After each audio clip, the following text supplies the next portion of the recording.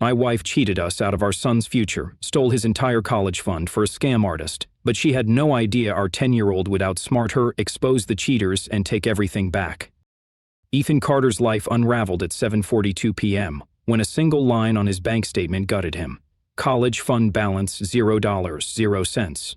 He sat at the kitchen table, the glow of his laptop casting shadows across the Portland suburbs quiet. Ethan's coffee mug, half empty, sat forgotten as his fingers hovered over the keyboard, heart pounding like he'd just sprinted a mile. He refreshed the page. The zeros didn't budge. "Tyler." Ethan's voice cracked, louder than intended. No answer. He rubbed his temples, the weight of his 45 years pressing down. A software engineer. He'd built a stable life. Decent house, reliable Honda, and a son who could code circles around kids twice his age. But stability was a lie, and the drained college fund was proof. 18 years of savings for Tyler, gone. He scrolled through transactions. A single withdrawal, $92,347. 0 cents. Dated yesterday. No explanation, no trace. Ethan's mind raced. A hack? A glitch? He logged into the bank's security portal, his expertise kicking in. No unauthorized logins, no suspicious IPs. The withdrawal was clean, initiated from their joint account, his and Melissa's, his estranged wife. The thought of her name tightened his chest. Melissa, who hadn't come home last night, who'd been working late for months, whose texts were now one-word replies. He checked his phone. Her last message, from yesterday. Busy. Talk later. No calls answered since. "Tyler, get in here!" Ethan stood, chair scraping the linoleum. His son appeared in the doorway, all skinny limbs and tousled brown hair, clutching a game controller. At 10, Tyler had his father's sharp eyes, but a calmness that felt unnatural, like he was sizing up the room. "What's wrong, Dad?" His voice was even, no trace of a kid's usual whine. Ethan turned the laptop toward him. "Look at this. The college fund, your fund, it's empty." He expected shock, tears, something. Tyler just tilted his head, studying the screen like it was a math problem. "Huh," he said, then shrugged. "That's weird." "Weird?" Ethan's voice rose. "That's your future, Ty. 92 grand gone." He paced, hands gripping his hair. "I need to call the bank, or the police. This can't just happen." His mind flicked to Melissa again. She had access. She'd been distant, secretive. Stealing their son's future? Even she couldn't sink that low, could she? Tyler set the controller on the table, his small hand steady. "Don't freak out, Dad. We'll figure it out." He sounded like he was comforting a child, not the other way around. Ethan stared at him, caught off guard. Tyler's calmness was a wall, impenetrable, and for a moment, Ethan felt like the kid in the room. "I'm calling your mom," Ethan said, grabbing his phone. He dialed Melissa, straight to voicemail. He tried again, same. A third time, and her chipper recording mocked him. "Hey, it's Mel, leave a message." He didn't. Instead, he opened their shared banking app, hands shaking as he logged in. The transaction details loaded. Withdrawal, authorized user, Melissa Carter. His stomach dropped. No hack, no glitch. Just her 3,303, her. "Dad, you okay?" Tyler's voice cut through the haze. He'd moved to the couch, legs crossed, watching Ethan like a therapist sizing up a patient. Ethan forced a nod, but his mind was spiraling. Melissa had access, but why? They'd been rocky for years, arguments over money, time, her late nights. But this? Taking Tyler's future. He thought of her packed schedule, her new consulting gigs, the way she'd stopped wearing her ring. The pieces clicked, sharp and ugly. Another man? A scam? Or just betrayal, plain and simple? Ethan sank back into the chair, staring at the screen. "She wouldn't," he muttered, more to himself than Tyler, but doubt gnawed at him. Melissa had changed, colder, distant, always somewhere else. He opened their joint credit card statement, scrolling fast. Charges he didn't recognize, hotels, restaurants, a jewelry store in Seattle. None of it added up. His throat tightened. "Dad, it's fine," Tyler said, now standing beside him, his hand on Ethan's shoulder. "I'll help." His tone was firm, not a kid's promise, but a declaration. Ethan looked at him, searching for fear or confusion. Nothing, just those steady eyes, like he already knew something Ethan didn't. "Help how?" Ethan asked, half expecting a kid's naive optimism. Tyler just smiled, a small, private thing, and said, "You'll see." Ethan didn't push. He was too tired, too raw. He closed the laptop, the zeros burned into his mind. The house felt smaller, the walls closer. Outside, the Portland dusk settled, streetlights flickering on. Tyler grabbed his controller and headed back to his game, leaving Ethan alone with the wreckage. He opened Melissa's contact again, thumb hovering over call. No point. She was gone. Maybe for good. And the money was gone with her. He leaned back, staring at the ceiling. The dishwasher clicked off, plunging the kitchen into silence. Ethan's life, so carefully coded, had crashed. And his son, his brilliant, unnerving son, was already debugging it in ways Ethan couldn't fathom. Ethan Carter didn't sleep. The zeros on the bank statement haunted him, a digital wound that bled through the night. By 6 a.m. he was dressed, jeans, a faded polo, and a scowl that aged him a decade. Tyler was still asleep, his bedroom door shut, the house silent except for the hum of the fridge. Ethan grabbed his keys and drove to the bank, the Portland morn gray and damp, matching his mood. He needed answers, not guesses, and the bank was his only shot. The branch was a sterile box of glass and beige carpet, the kind of place that screened efficiency but delivered headaches. Ethan approached the counter, where a teller named Karen, mid-58s, glasses perched on her nose, greeted him with a practiced smile. "How can I help you today?" she asked, her voice too chipper for 7:45 a.m. "My son's college fund is gone," Ethan said, sliding his ID and account details across the counter. $92,000 withdrawn yesterday. I didn't authorize it. I need to know what happened. Karen's smile faltered as she typed, her fingers clacking on the keyboard. Ethan leaned forward, heart thudding, expecting a quick fix, a glitch, a hack, anything but the truth he dreaded. Minutes passed, each one heavier than the last. Karen frowned at her screen, then called over a manager, a lanky guy in a cheap suit named Greg. They whispered, glanced at Ethan, then Greg took over. "Mr. Carter," Greg said, adjusting his tie, "the withdrawal was made from your joint account, authorized by the secondary account holder, Melissa Carter. There's no error here." Ethan's stomach twisted. "That's impossible. She wouldn't—" He stopped, the words catching in his throat. Wouldn't she? Melissa, who hadn't slept in their bed in weeks, who dodged his calls, who left dishes in the sink and excuses in her wake. He gripped the counter, knuckles white. "Can you reverse it? It's my son's future." Greg shook his head, his tone sympathetic but firm. "Joint accounts don't require dual authorization. The funds were transferred to an external account. We can file a fraud report, but if Ms. Carter is the account holder, it's complicated. You'd need to contact her." Ethan's jaw tightened. Contact her. As if she'd pick up. He'd tried 6 times last night, each call dumping him into voicemail. "Show me the transfer details," he demanded, voice low. Greg hesitated, then printed a slip. Ethan snatched it, eyes scanning the numbers. Recipient account. First Coastal Credit Union, account ending 7841. Not their account. Not any account he knew. The date and time stared back. March 15, 2025, 2:34 p.m. Yesterday, while he was debugging code at work and Tyler was at school. Melissa had done this in broad daylight. He drove home, the slip crumpled in his fist. The radio droned some talk show, but Ethan didn't hear it. His mind was a loop of betrayal. Melissa, with her late-night meetings, her new perfume, her sudden interest in consulting. He'd ignored the signs, chalked them up to stress, to their crumbling marriage. But this? Stealing Tyler's college fund. It was a knife in the gut, and she'd twisted it. Back home, Ethan stormed into the bedroom, the one Melissa hadn't slept in for a month. He yanked open her closet. Empty hangers, a few old sweaters, and a gap where her suitcase used to be. His breath hitched. He checked her dresser, jewelry gone, passport missing, her favorite scarf vanished. The evidence piled up, cold and undeniable. She was gone.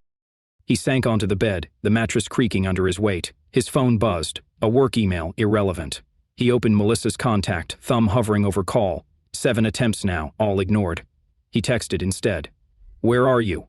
What did you do with Tyler's money?" No response. He scrolled their last texts, her vague replies, his desperate attempts to keep things civil. "Love you," he'd written 2 weeks ago. She hadn't answered. Ethan's eyes drifted to a photo on the nightstand. Him, Melissa, and Tyler at the Oregon coast, 3 years ago. Tyler, 7 then, grinned with a missing tooth, holding a crab. Melissa's arm was around Ethan, her smile warm. A lie, even then. He flipped the frame face down. Tyler shuffled into the kitchen as Ethan emerged, the boy's hair a mess, his pajama shirt wrinkled. "You went to the bank?" Tyler asked, pouring cereal, his tone too casual, like he was asking about the weather. "Yeah," Ethan said, voice hoarse. "It was your mom. She took the money. Transferred it, somewhere else." He watched Tyler, expecting a reaction, anger, sadness, anything. Tyler just nodded, crunching his cereal. "Okay," Tyler said, like it was no big deal. "She's gone, huh?" Ethan froze. "What makes you say that?"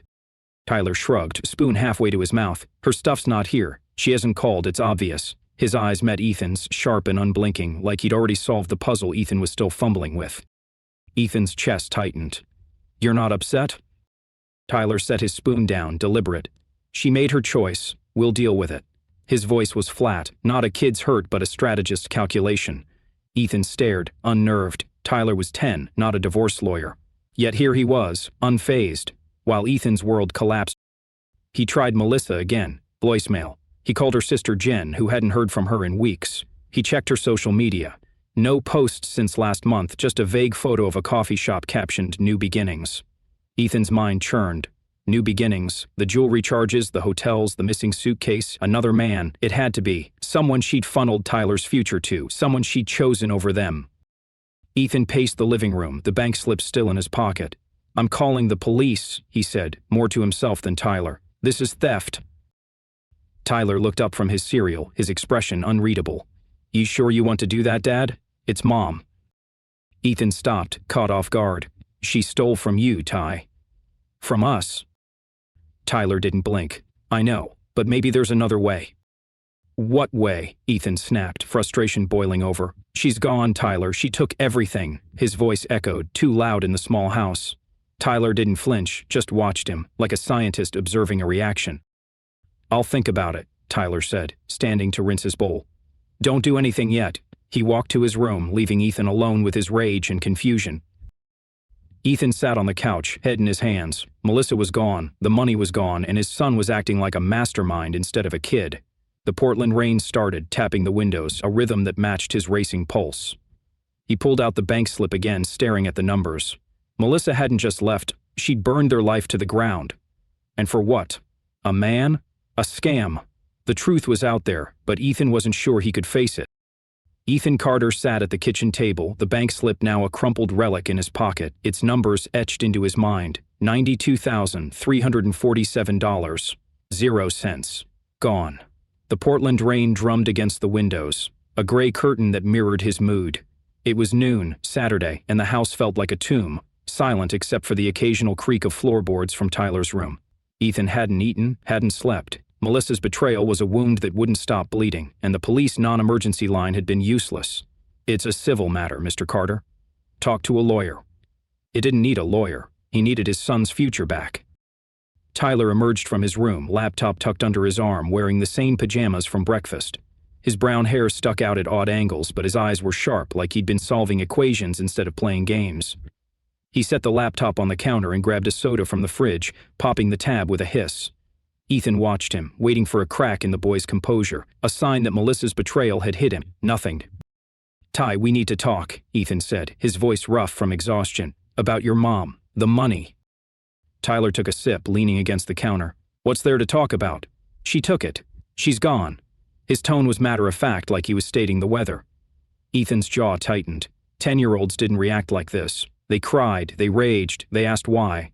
Tyler just stood there, calm as a lake, his soda can glinting under the kitchen light. She's your mother, Ethan said, leaning forward. You're not. Upset. Scared. Anything? He searched Tyler's face, desperate for a flicker of emotion. The boy's calmness was a wall, and Ethan was clawing at it. Tyler shrugged, setting the can down. Don't worry, Dad. I'll fix it. His voice was steady, not a promise but a plan, like he'd already mapped out the steps. He opened his laptop, fingers hovering over the keys, then glanced at Ethan. You should eat something. You look like crap. Ethan blinked, caught off guard. Fix it. Ty, this isn't a game. 92 grand is gone, your college fund, your future. His voice rose, frustration spilling over. And you're acting like it's no big deal. Tyler's eyes met his, unblinking. It's a big deal. That's why I'm handling it. He turned the laptop screen away, just enough that Ethan couldn't see it, and started typing. The clack of keys filled the silence, each one a small jab at Ethan's nerves. Handling it? What did that even mean? Tyler was a kid, not a hacker or a lawyer. Yet the way he moved, deliberate, focused, felt wrong, like Ethan was watching someone twice his age. Handling it how? Ethan pressed, standing to pace. The kitchen felt too small, the air too thick. You're 10, Tyler. You can't just fix something like this. We need the police or... He stopped, realizing he didn't know what they needed. Melissa was gone, the money was gone, and the bank had washed its hands of it.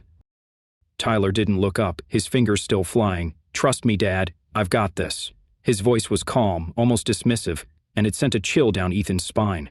Trust him?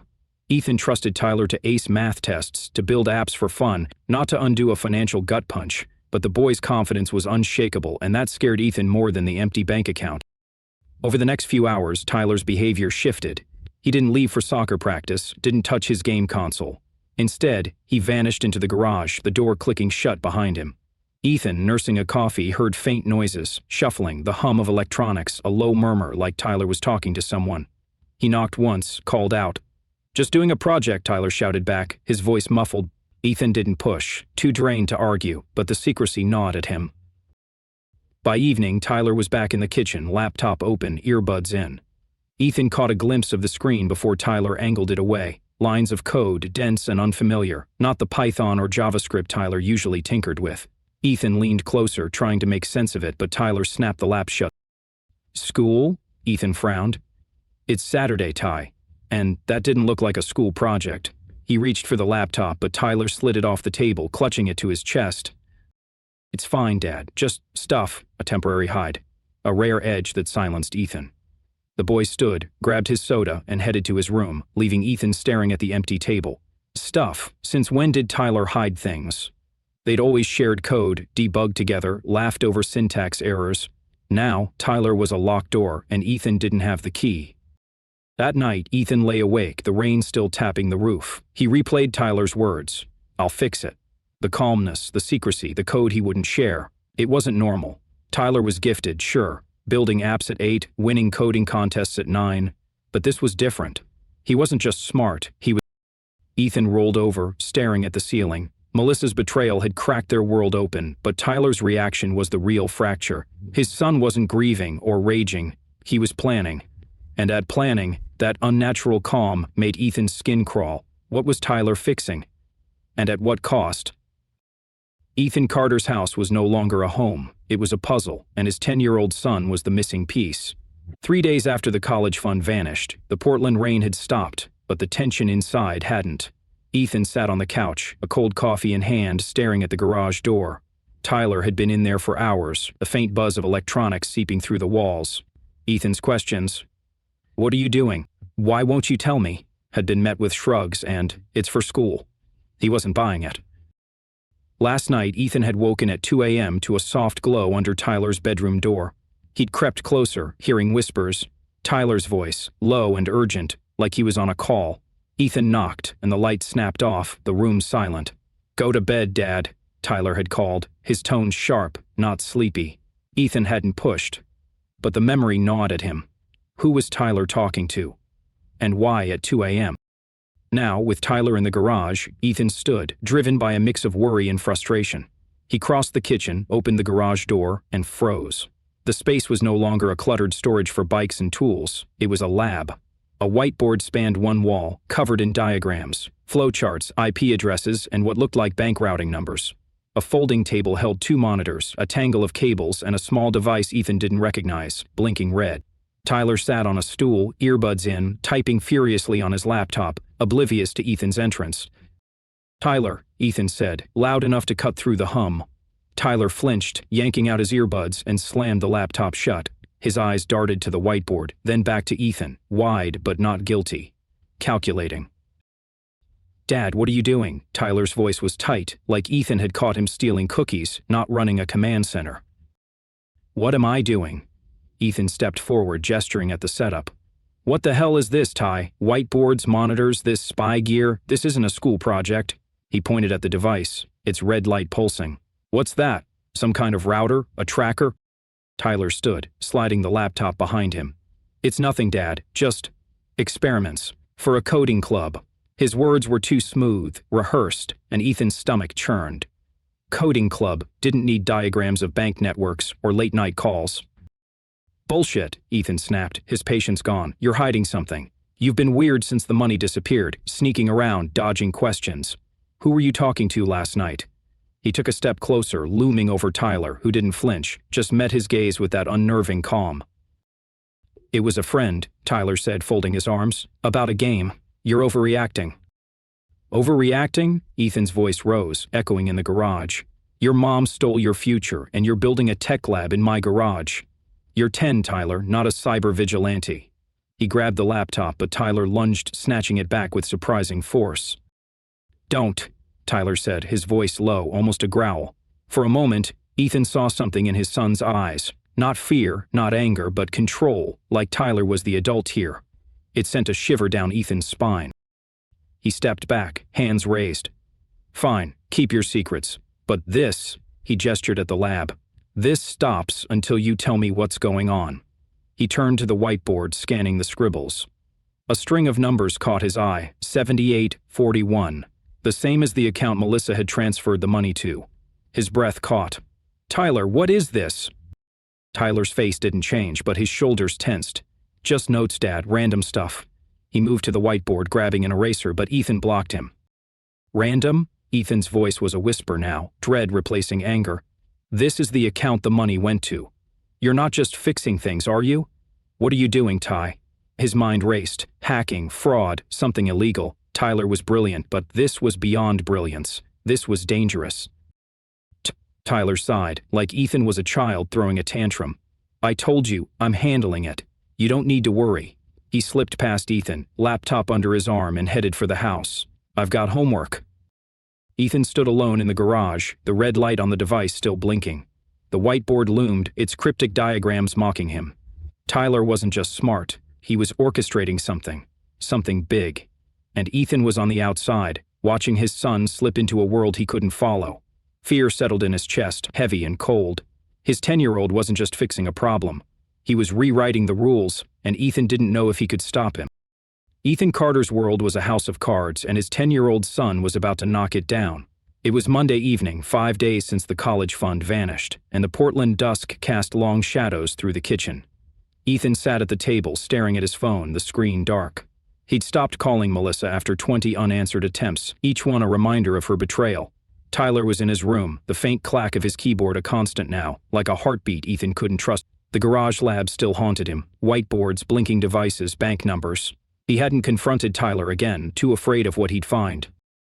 The phone buzzed, shattering the silence. Ethan's heart lurched. Melissa's name flashed on the screen. He fumbled to answer, his voice sharp. Mel, where the hell are you? Benin, oh God, I'm sorry. Melissa's voice cracked, frantic, laced with sobs. I'm in Seattle, Everything's falling apart. They froze my accounts, I'm broke, and the police are asking questions. I didn't mean for this. Slow down, Ethan cut in, standing, his pulse racing. What do you mean, froze your accounts? You took Tyler's college fund, Mel, 92 grand. Where is it? Anger surged, but her panic was real, a raw edge he hadn't heard in years. I didn't take it, she cried. I mean, I did, but it was Derek's idea. He said it was an investment, that we'd double it, get a new life. But he lied, Ethan, he's gone, and now I'm a... She broke off, sobbing. Ethan's grip tightened on the phone. Derek. A name, finally. The man he'd suspected, the one tied to the hotel charges, the jewelry, the new beginnings. Tyler, Ethan shouted, not caring if he interrupted her. Get out here.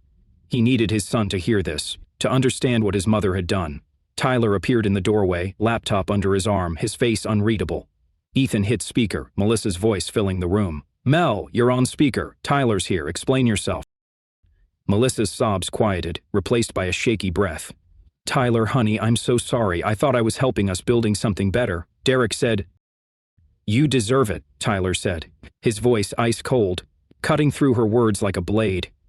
Ethan froze, staring at his son. Tyler's eyes were locked on the phone, his expression hard, not a trace of the kid who used to hug his mom after school. You stole from me. From Dad. You picked that guy over us. Tyler, no, Melissa stammered, but Tyler didn't let her finish. Stop lying, he said, stepping closer to the table. I know everything. Derek Monroe, 34, con artist, 3 aliases, 2 fraud convictions, 1 pending warrant. You moved my college fund to his account at First Coastal Credit Union, account ending 7841, on March 15 at 2:34 p.m. Sound familiar? Ethan's jaw dropped. The details, exact, clinical, matched the bank slip, but how did Tyler know? Melissa's voice trembled. How do you know that?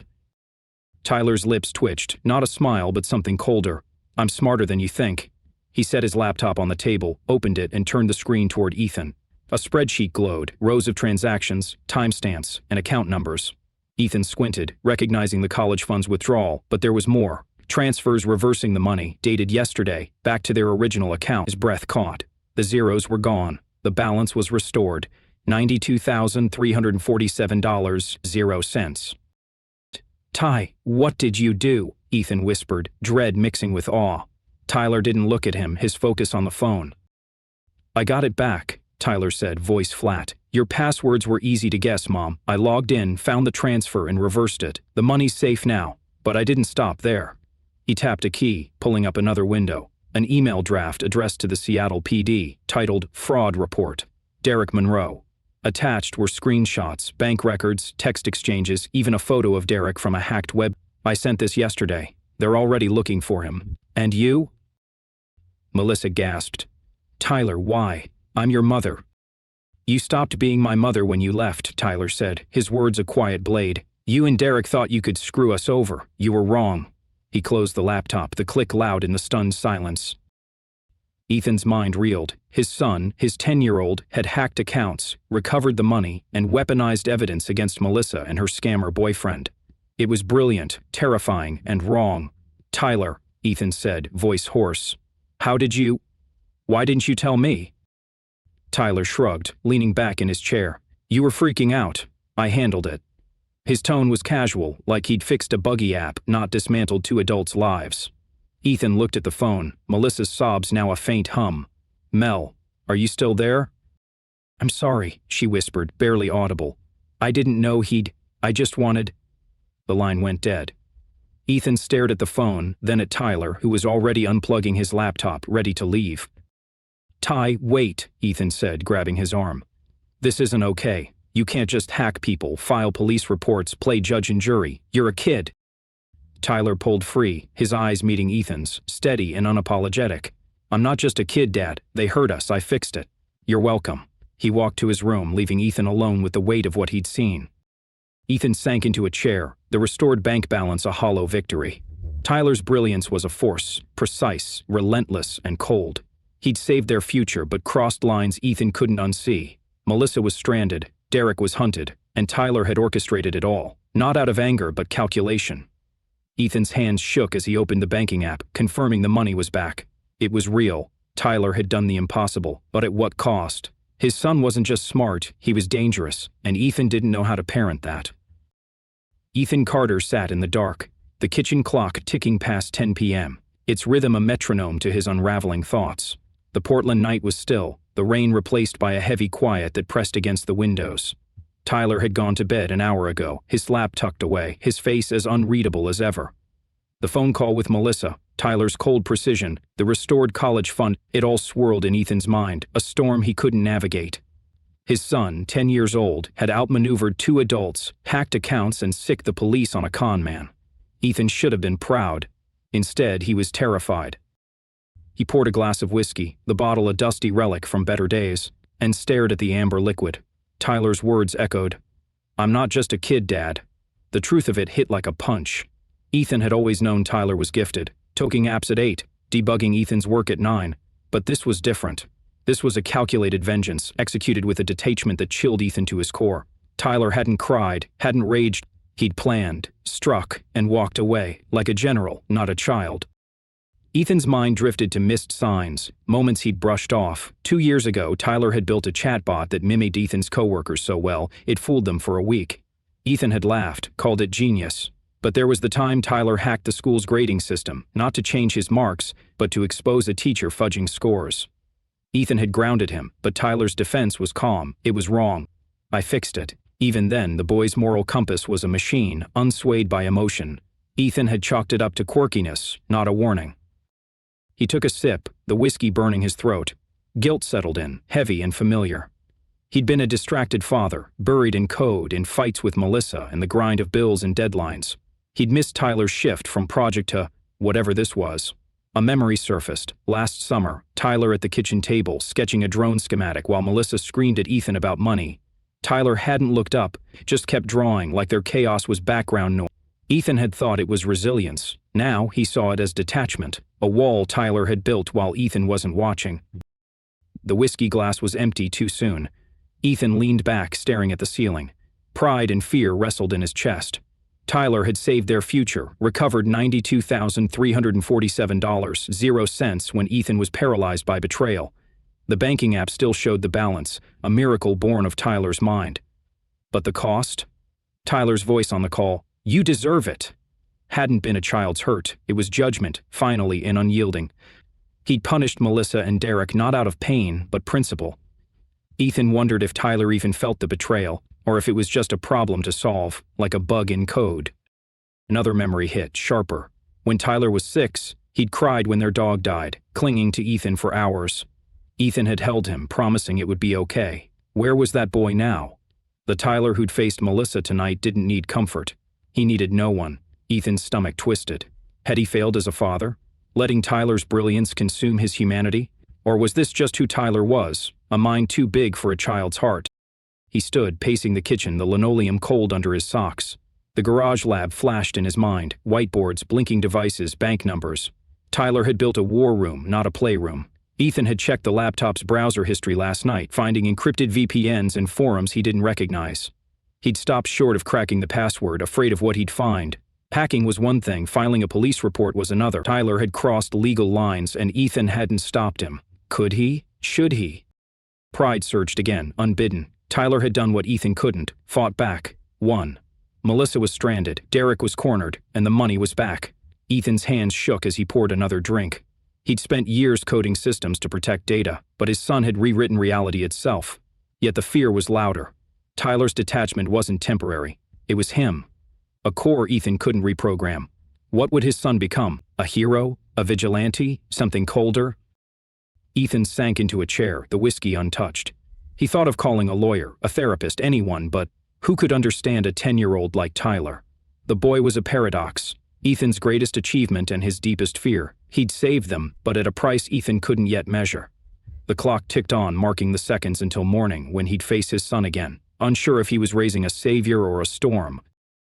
Ethan Carter's nerves were raw, frayed by a week of betrayal and his son's unnerving brilliance. It was Wednesday evening, 6 days since Melissa drained Tyler's college fund, and the Portland air was crisp, the suburban street quiet except for the occasional dog bark. Ethan stood in the kitchen, washing dishes to keep his hands busy, while Tyler sat at the table tinkering with a circuit board, his laptop humming nearby. The restored $92,347.00 sat safely in the bank, but Ethan's relief was overshadowed by fear. Tyler's cold efficiency, his garage lab, his ability to dismantle lives without blinking. Ethan was still grappling with it when the doorbell rang, sharp and insistent. He dried his hands, glancing at Tyler, who didn't look up, his focus on the circuit board. Ethan crossed the living room, heart thudding, and opened the door. A man stood there, mid-30s, broad-shouldered, with slicked-back hair and a leather jacket that screamed money. His eyes were hard, lips twisted in a sneer. Ethan's stomach dropped. He didn't know the face, but he knew the name. Derek Monroe. "You Ethan Carter?" Derek's voice was low, edged with menace. He didn't wait for an answer, shoving past Ethan into the house. "Where's the kid? The little shit who's been screwing with me?"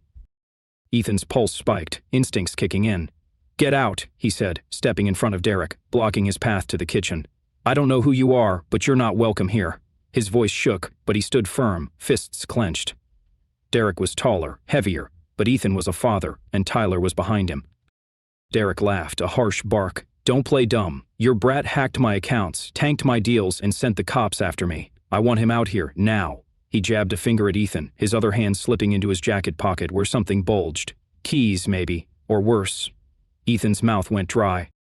"Dad, it's fine." Tyler's voice cut through, calm and steady.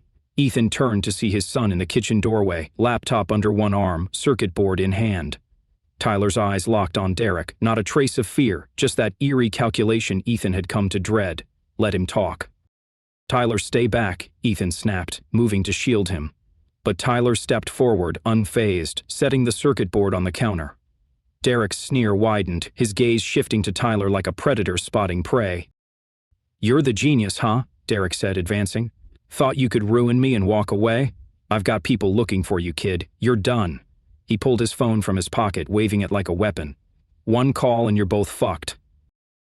Tyler tilted his head, almost amused. "You should check your phone first." His voice was soft, but it carried a weight that made Ethan's skin prickle. Derek frowned, glancing at the screen. His sneer faltered. The phone was on, a live stream running, Derek's face, clear as day, broadcasting to an app Ethan didn't recognize. The viewer count ticked up. 47, 62, 89. "What the?" Derek muttered, tapping the screen, but it didn't stop. He swiped, cursed, and the count hit 112. Ethan's eyes darted to Tyler, who tapped his laptop, fingers moving with surgical precision. "Smile, Derek," Tyler said, his tone icy. "You're live to the Seattle PD's tip line, plus a few local news outlets. They've got your location, your face, and a nice recording of you threatening a kid. Oh, and I mirrored your texts, those fraud schemes you've been running? All public now." Ethan's jaw dropped. Tyler had hijacked Derek's phone, turned it into a trap, and executed it in real time. Derek's face reddened, veins bulging. "You little—" He lunged at Tyler, arm raised, but Ethan moved faster, shoving Derek back with all his strength. Derek stumbled, crashing into the couch, his phone clattering to the floor. "Stay away from my son!" Ethan roared, standing between them, adrenaline surging. Derek scrambled to his feet, eyes wild, but before he could charge again, red and blue light flashed through the windows. Sirens wailed, close and close. Ethan froze, heart pounding, as tires screeched outside. Tyler didn't flinch. He tapped his laptop again, closing the stream. "They're here," he said, like he was announcing dinner. Ethan turned, stunned, as two police officers burst through the open door, guns drawn. "Hands up, Derek Monroe, you're under arrest," one shouted. Derek's defiance crumbled, his hands raising slowly, face pale. The officers cuffed him, reading his rights as they dragged him toward the door. Derek glared at Tyler, spitting curses, but Tyler just watched, expression blank, like he was observing a lab experiment. "Kid, you okay?" one officer asked, glancing at Tyler, who nodded, unfazed. The other officer picked up Derek's phone, bagging it as evidence. "We got the stream," he said to Ethan. "Your boy's got some skills. That tip was airtight." Ethan nodded, numb, as the officers left, Derek's shouts fading into the night. The house fell silent, the flashing lights gone. Tyler closed his laptop, picking up his circuit board like nothing had happened. Ethan sank onto the couch, hands shaking, trying to process it. Tyler had set a trap, baited Derek, and called the cops. All before Ethan could blink. His 10-year-old had neutralized a threat with the precision of a sniper. "Ty," Ethan said, voice hoarse. "How did you do that? The phone, the stream?" Tyler shrugged, soldering iron in hand now, working on the circuit board. His phone was unsecured. "I got in through a phishing link he clicked yesterday." The rest was just scripting. He didn't look up. His focus on the board, like outsmarting a criminal, was routine. Ethan stared at his son, awe and fear colliding. Tyler was always one step ahead, not just of Derek, but of everyone. The police, Melissa, even Ethan. His brilliance was a weapon, and tonight it had saved them. But the ease of it, the lack of hesitation, made Ethan's chest tighten. Tyler wasn't just protecting them. He was controlling the board, and Ethan wasn't sure where the game ended. "You okay, Dad?" Tyler asked, finally glancing up, his eyes steady. Ethan forced a nod, but his mind screamed, "Who are you?" His son had won, but the victory felt like a warning. Tyler returned to his soldering, the faint sizzle filling the silence, and Ethan sat there, lost in the shadow of a child who was no longer just a child. The Carter house was a fortress of silence, the Portland night pressing against its walls. It was Thursday, 24 hours since Derek Monroe's arrest, and Ethan Carter stood at the kitchen sink, staring at the faucet's slow drip. The college fund was back, Derek was in custody, and Tyler's live stream had made local news. "Child prodigy foils fraudster," the headline read. Ethan should have felt relief, but the victory was hollow, tainted by the memory of Tyler's cold precision and the family it had shattered. His phone sat on the counter, silent since last night's chaos, but he knew it wouldn't stay that way. Tyler was in the living room, sprawled on the couch, coding on his laptop, his fingers a steady rhythm. The boy's calm was unshaken, as if outsmarting a criminal and dismantling his mother's life were just another day. Ethan watched him, a mix of awe and unease churning in his gut. Tyler was 10, but he moved through the world like a chess master, every move calculated, every outcome anticipated. Ethan didn't know how to parent that. The phone buzzed, Melissa's name flashing like a warning. Ethan's jaw tightened. He hadn't spoken to her since Tyler's revelation, since her sobs had cut off mid-call. He wanted to ignore it, let her drown in her mistakes, but curiosity, or maybe pity, won. He answered, voice low. "What do you want, Mel?" "Eden, please." Melissa's voice was raw, trembling, a far cry from the confident woman who'd left them. I'm sorry. I was stupid. I trusted Derek. I thought I was fixing things for us. I want to come home. I want to see Tyler. Her words tumbled out, desperate, punctuated by sniffles. Ethan's grip on the phone tightened, anger flaring. Fixing things. You stole Tyler's future, Mel. You ran off with a con man and left us to clean up your mess. You don't get to just come back. His voice was cold, each word a wall he was building between them. He glanced at Tyler, who'd looked up from his laptop, eyes sharp, listening. I know I messed up, Melissa pleaded. But I'm your wife, Tyler's mother. I love you both. Please let me make this right. Her voice broke, and for a moment Ethan saw the woman he'd married, flawed but human, not the traitor who'd gutted their life. Before he could respond, Tyler stood, crossing the room in 3 quick steps. Put her on speaker, he said, his tone flat, commanding. Ethan hesitated, then complied, Melissa's sobs filling the kitchen. Tyler's face was stone, no trace of the boy who'd once run to her for bedtime stories. Tyler, honey, Melissa said, her voice softening, I'm so sorry. I didn't mean to hurt you. I love you. Please, let me come home. Tyler's eyes didn't waver, his voice a blade. You don't get to say that. You chose Derek over us. You took my money, my future, and you lied. You're not my mom anymore. Each word was precise, final, like a judge's gavel. Ethan's chest tightened, cut between shock and a strange pride at Tyler's strength. Tyler, no, Melissa gasped, her voice cracking. I made a mistake, but I'm still… Don't, Tyler cut her off, leaning closer to the phone. You're done. The police have Derek, and they're coming for you. I made sure of it. He paused, letting the weight of his words sink in. Don't call again. He reached over, ended the call, and returned to the couch, picking up his laptop like he'd just swatted a fly. Ethan stood frozen, the silence deafening. Melissa's final plea echoed in his mind, but Tyler's verdict was louder. He looked at his son, who was already typing, unfazed, his confidence a wall Ethan couldn't breach. Ty, Ethan said, voice hoarse. Was that necessary? She's still your mom. Tyler didn't look up. She stopped being my mom when she left. She doesn't get a second chance. His fingers kept moving, the screen's glow casting shadows on his face, making him look older, harder. Ethan sank into a chair, the weight of the moment crushing him. Melissa was gone, not just physically but permanently, severed by Tyler's words and actions. The family was fractured, a clean break with no hope of repair. Ethan felt a pang of loss, not for the Melissa who'd betrayed them, but for the illusion of the life they'd had. He'd failed to hold it together, and now his son was finishing the job, tearing it down with a ruthlessness Ethan couldn't fathom. He stared at the phone, half expecting another call, but it stayed dark. Melissa was alone now, facing charges, her life unraveling as Derek's had. Ethan wondered if she'd try again, show up at the door, but Tyler's tone had been final. She wouldn't dare. The boy had drawn a line, and Ethan, for all his anger, couldn't cross it either. The family was done, and Tyler had sealed its fate with a single call. Ethan Carter sat in the dim glow of the living room, the Portland night wrapping the house in a cocoon of quiet. It was Friday, a week since the college fund's disappearance had upended their lives.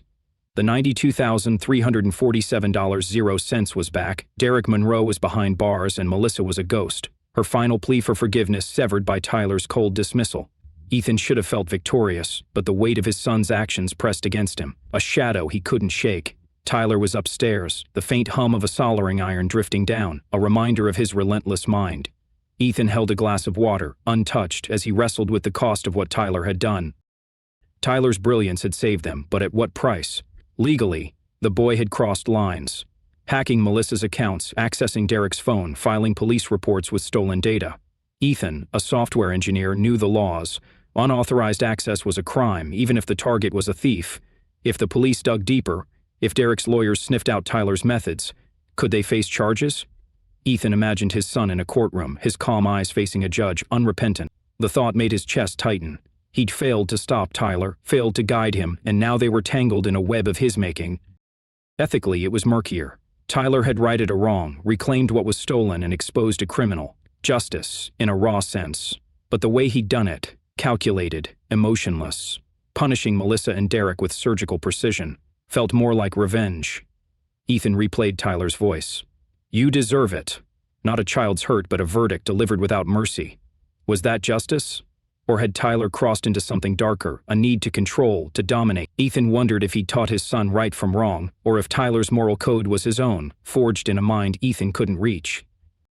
The emotional toll was the heaviest. Tyler's detachment chilled Ethan. The boy hadn't cried over Melissa's betrayal, hadn't flinched at Derek's threats. He'd acted, solved, moved on, like their family's collapse was a puzzle, not a wound. Ethan thought of Tyler at 5, building Lego towers, giggling when they fell. That boy was gone, replaced by one who built drones and traps, whose laughter was rare, whose eyes saw too much. Ethan feared Tyler's brilliance was consuming his humanity, turning him into something cold, unrelenting, a machine in a child's skin. He stood, pacing the room, the floorboards creaking under his weight. Upstairs, the soldering stopped, replaced by a soft whir. A motor, maybe. Ethan climbed the stairs, drawn to Tyler's room, needing to see him, to ground himself. The door was ajar and Tyler sat at his desk, surrounded by wires, circuit boards, and a half-assembled drone, its frame sleek and menacing. The boy's hands moved with precision, attaching a propeller, his focus absolute. Ethan knocked lightly and Tyler glanced up, unfazed. "Building something new?" Ethan asked, leaning against the doorframe, trying to sound casual. Tyler nodded, not pausing. A drone, surveillance, maybe delivery, still figuring it out. His voice was flat, like he was discussing homework, not a project that looked military great. Ethan's eyes scanned the desk. Mechanics, a tiny camera, sensors. Tyler's mind never rested, always solving, always pushing. It was awe-inspiring and terrifying. "Ty, can we talk?" Ethan stepped inside, sitting on the bed. "About everything. Your mom, Derek, what you did." He hesitated, searching for words. "It was incredible, but it's a lot. Hacking, the police, all of it. I'm worried about you." Tyler set down a screwdriver, his eyes meeting Ethan's, steady and unreadable. "Worried why?" "I fixed it. They're gone. The money's back." His tone was matter-of-fact, no trace of doubt. Ethan swallowed, his throat dry. "Yeah, but how you did it? It's not just about fixing things. You hurt people, Ty. Your mom's alone, facing charges. Derek's in jail. You made that happen, and you don't seem to care." He leaned forward, voice soft. "You're 10. You should be a kid, not this." Tyler's expression didn't change. "They hurt us first. I did what I had to." He picked up the drone's frame, inspecting it. "Being a kid doesn't fix anything." Ethan's heart sank. Tyler wasn't defiant, he was resolute, his childhood sacrificed to a logic Ethan couldn't argue with. He saw the future. Tyler at 15, 20, his brilliance unchecked, his empathy eroded. Would he protect or punish? Ethan feared the latter, a man who saw the world as code to rewrite, people as variables to manipulate. He stood, hands in his pockets. "Just be careful, Ty. What you can do, it's powerful, but it's not always right." Tyler nodded, but his focus was back on the drone, the whirs starting again. Ethan left, the door clicking shut, his fear heavier than ever. Justice had been served, but at the cost of Tyler's childhood, and Ethan didn't know how to bring it back. Ethan Carter sat on the back porch, the Portland night cool and sharp, stars faint above the suburban glow. It was Saturday, 8 days since the college fund's disappearance had torn their lives open. The $92,347.00 was back. Derek Monroe was in jail, and Melissa was a fading echo, her pleas for forgiveness buried under Tyler's cold verdict. Ethan held a mug of tea, its warmth a small anchor against the storm in his mind. His son's brilliance had saved them, but the cost, legal risks, ethical lines, Tyler's chilling detachment, kept Ethan awake, questioning his role as a father. Inside, Tyler was at the kitchen table, the soft whir of his drone project humming through the open door. The boy hadn't slowed down, his mind a machine that never powered off. Ethan watched him through the glass, soldering iron in hand, his focus absolute. Tyler was 10, but he carried a weight Ethan couldn't lift, a mind that saw the world as code to reread. Ethan's awe was laced with sorrow, a grief for the childhood Tyler had left behind. The door slid open, and Tyler stepped out, his sneakers scuffing the wood. He held a small circuit board, turning it over in his hands, his eyes catching the porch light. "Dad?" he said, voice quieter than usual. "Are you mad at me?" The question was direct, unguarded, a rare crack in Tyler's armor. He stood there, small and solid, waiting for an answer. Ethan's breath caught. "Mad?" The word felt too small for the tangle of emotions, pride, fear, love, guilt. He set the mug down, gesturing to the chair beside him. "Sit, Ty." Tyler hesitated, then sat, the circuit board resting on his lap. Ethan looked at him, really looked at him. "I'm amazed. What you did, getting the money back, stopping Derek, handling your mom. It's more than I could have done. You saved us." Tyler's eyes flickered, a hint of surprise, but he didn't smile. "Then why do you look like that? Like you're scared of me?" His words were blunt, cutting through Ethan's defenses. The boy's perceptiveness was another blade, always sharp. Ethan leaned forward, elbows on his knees, choosing his words carefully. I'm not scared of you, Ty. I'm scared for you. What you did was brilliant, but it was big. Hacking, police reports, shutting your mom out. You're 10. You shouldn't have to carry that. His voice cracked, sorrow seeping through. I should have protected you, fixed this myself. But I froze, and you didn't. You stepped up, and I'm proud. But it hurts to see you like this. So grown, so... Tyler's fingers tightened on the circuit board, his gaze dropping to the wood. I had to do it, he said, almost a whisper. They hurt us. I couldn't just let it be. The admission hung between them, raw and heavy. Ethan's heart ached. Tyler wasn't defending his actions, he was confessing a truth about himself. He didn't know how to let things be. To feel instead of fix. To grieve instead of act. Ethan reached out, resting a hand on Tyler's shoulder, the boy's frame small but unyielding. I know you couldn't, he said softly. And that's what worries me. You're so smart, Ty, but you're still my kid.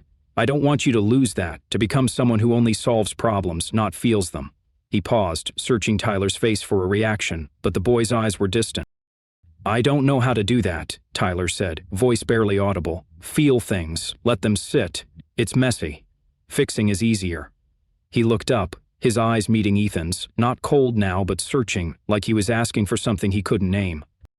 Ethan's throat tightened. He saw it clearly now. Tyler's brilliance was a gift and a burden, a force that drove him to act, to control, because stopping meant facing the mess, Melissa's betrayal, the broken family, his own stolen childhood. Ethan had failed to shield him, and Tyler had filled the gap with code and calculation. The responsibility was theirs, shared but unequal. Ethan was the father, but Tyler was the one carrying the heavier load. You don't have to know how yet, Ethan said, squeezing his shoulder. That's why I'm here, to help you figure it out. But you've got to let me in, Ty. No more secrets, no more solo missions. We're a team, okay? His voice was firm, a plea and a promise. Tyler nodded, slow, his fingers loosening on the circuit board. Okay, he said, but Ethan knew it wasn't a full surrender. Tyler's mind was still running, always would be. The weight of their choices, Ethan's inaction, Tyler's actions, settled over them. A bond and a burden they'd carry forward. Ethan leaned back, the night air cool against his skin. Tyler stayed, silent, the drone's hume faint inside. They sat together, father and son, caught between awe and sorrow, knowing the fight was over but the questions weren't. Tyler had won, but the victory had changed him, and Ethan would spend every day trying to keep his son from slipping too far into the machine he was becoming. Ethan Carter sat on the back porch, the Portland night cool and sharp, stars faint above the suburban glow. It was Saturday. 8 days since the college fund's disappearance had torn their lives open. The $92,347.00 was back, Derek Monroe was in jail, and Melissa was a fading echo, her pleas for forgiveness buried under Tyler's cold verdict. Ethan held a mug of tea, its warmth a small anchor against the storm in his mind. His son's brilliance had saved them, but the cost, legal risks, ethical lines, Tyler's chilling detachment, kept Ethan awake, questioning his role as a father. Inside, Tyler was at the kitchen table, the soft whir of his drone project humming through the open door. The boy hadn't slowed down, his mind a machine that never powered off. Ethan watched him through the glass, soldering iron in hand, his focus absolute. Tyler was 10, but he carried a weight Ethan couldn't lift, a mind that saw the world as code to rewrite. Ethan's awe was laced with sorrow, a grief for the childhood Tyler had left behind. The door slid open, and Tyler stepped out, his sneakers scuffing the wood. He held a small circuit board, turning it over in his hands, his eyes catching the porch light. Dad, he said, voice quieter than usual. Are you mad at me? The question was direct, unguarded, a rare crack in Tyler's armor. He stood there, small and solid, waiting for an answer. Ethan's breath caught. Mad? The word felt too small for the tangle of emotions, pride, fear, love, guilt. He set the mug down, gesturing to the chair beside him. Sit, Ty. Tyler hesitated, then sat, the circuit board resting on his lap. Ethan looked at him, really looked, amazed. What you did? Getting the money back, stopping Derek, handling your mom. It's more than I could have done. You saved us. Tyler's eyes flickered, a hint of surprise, but he didn't smile. Then why do you look like that? Like you're scared of me. His words were blunt, cutting through Ethan's defenses. The boy's perceptiveness was another blade, always sharp. Ethan leaned forward, elbows on his knees, choosing his words carefully. I'm not scared of you, Ty. I'm scared for you. What you did was brilliant, But it was big: hacking, police reports, shutting your mom out. You're 10. You shouldn't have to carry that. His voice cracked, sorrow seeping through. I should have protected you, fixed this myself. But I froze. And you? You didn't. You stepped up, and I'm proud, but it hurts to see you like this, so grown, so cold. Tyler's fingers tightened on the circuit board, his gaze dropping to the wood. I had to do it, he said, almost a whisper. They hurt us. I couldn't just let it be. The admission hung between them, raw and heavy. Ethan's heart ached. Tyler wasn't defending his actions. He was confessing a truth about himself. He didn't know how to let things be, to feel instead of fix, to grieve instead of act. Ethan reached out, resting a hand on Tyler's shoulder, the boy's frame small but unyielding. I know you couldn't, he said softly. And that's what worries me. You're so smart, Ty, but you're still my kid. I don't want you to lose that, to become someone who only solves problems, not feels them. He paused, searching Tyler's face for a reaction, but the boy's eyes were distant.